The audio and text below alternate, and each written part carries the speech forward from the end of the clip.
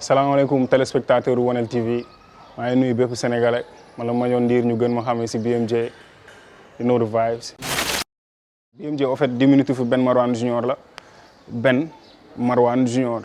Marwan mi ngi jógee si Habib Marwan bu 24 heures chrono du coup gars yi ñoo ma ko tuddee woon rek après ma jël ko boole ko sama tour quoi def ko BMJ.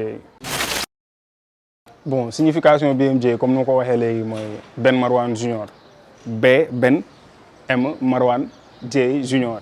J bi tamit lu tax ñu def si ñaari aay mooy gars yi dañ doon taamu di def naan BMG ñu yokk si ñaari aay pour wane ni que gars yi J la so yaa ma gën a xam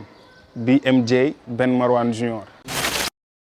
symbole bu nekk si gannaaw tur bi mooy maa ngi fàttaliku ba may nekk xale sama benn cousin bu tudd Chérif daf ma doon wax ni que yow comme Habib Marwan quoi fekk jamono boobu noonu 24 heures chrono mi ngi dox ñëpp ko doon seetaan. parce que gars yi suñu ma demee yónnee damay dem dox ba heure bu ma neex ma ñibbi si waat jaay xaalis bu ñu ma joxoon def lu ma neex si lépp lu ñu ma doon sant dama doon def lu ma neex te suñu ñëwee gars yi dañuy wax rek ma teg benn excuse rek génn si.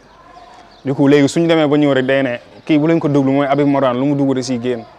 tu vois du coup après foofu laa jógee may tijji sama compte Facebook gars yi benn lañ ma doon wooyee ba pare ma jël benn yokku si Marwan Junior bi quoi def ko comme Ben Marwan Junior day mel ni nga jël beneen tur. def si comme nga ne kii Abu la tudd mais kii mooy Abu Marwan Junior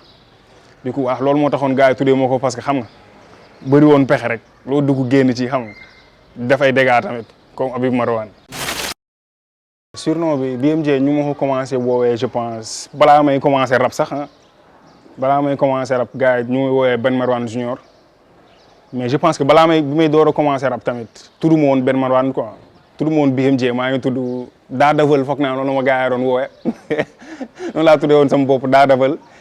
après bon bu ñu avancé tuuti si laa jël sama boobu maa ngi woon si benn groupe bi ma commencé sama carrière solo si laa commencé gars yi moo woowee BMJ quoi je pense que c'était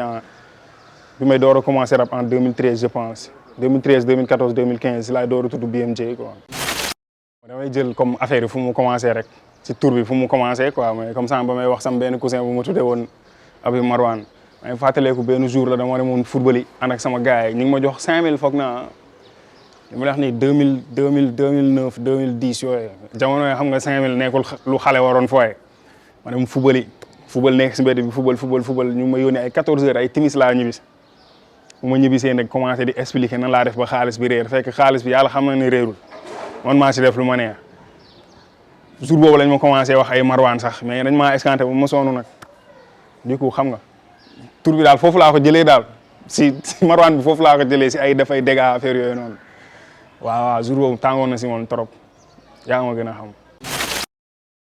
yo BMJ la si daakantal bu Wanel TV surtout information la ñu fay fësal hip hop bi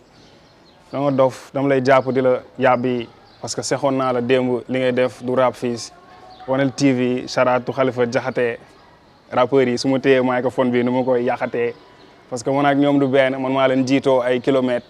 Marwan kilo ceeb naa la jox nga lekk parce que suuroo ni nga waaw rappeurs yi ñu ngi may mbuuroo wala TV sama kanam ñu ko fooy wane sa rappeur mënu ma gis parce que dafa xaw a mel ni ku waneet Marwan Habibu jox ko microphone bi da nga xam ne day waane si seen site internet bi li may teg nii du am benn rappeur bu ko fay tegaat fii man la BMJ hip hop Yoff man maa boot numéro 10 bi hip hop Galsen tamit xam nañ ne maa gën a 10 fii si biir Wanel TV damay dugg ak sama gars yi ak caméraman bi ñu may jox ay rim si Wanel TV ba tey man may teg samay affaire ne nga si biir Wanel TV rappeurs yi comme ay Mickey ne nga Zappel TG